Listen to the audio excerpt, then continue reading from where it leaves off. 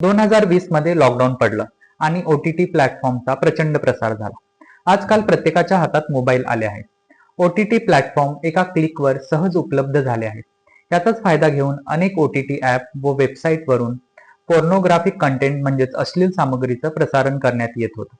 याची दखल घेत केंद्र सरकारने अश्लील कार्यक्रम प्रसारित केल्याच्या कारणावरून उल्लू, ऑल्ट, डेसिफ्लिक्स यांच्यासह 25 OTT ॲप व वेबसाईट बंद करण्याचे आदेश दिले आहेत.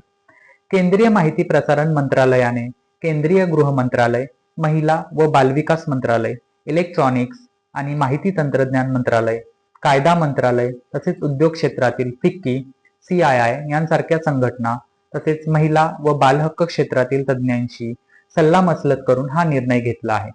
माहिती तंत्रज्ञान कायदा 2000 आणि माहिती तंत्रज्ञान नियम 2021 अंतर्गत संबंधित ॲप आणि वेबसाईटवर बंदी घालण्यात आली असून तशा सूचना इंटरनेट सेवा पुरवठादारांनाही दिल्या आहेत.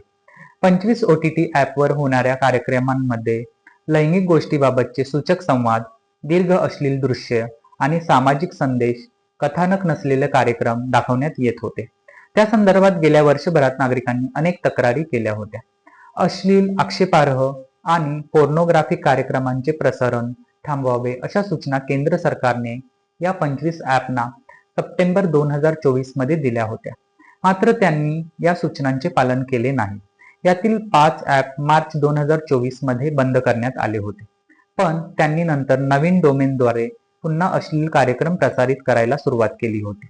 बंदी घालण्यात आलेल्या 25 ॲप मध्ये Alt, Ullu, Big Shot app, Desiflix, Woomex, Navarasa Light, Gulab app, Kangan app, Wool app, Jalwa app, Showhit, Wow Entertainment, Hit Prime, Fenio, Show X, Soul Talkies, Adda TV, Hot X VIP, Neon X VIP, Fugi, Moj Flix, ट्रिप्लिक्स यांचा समावेश आहे.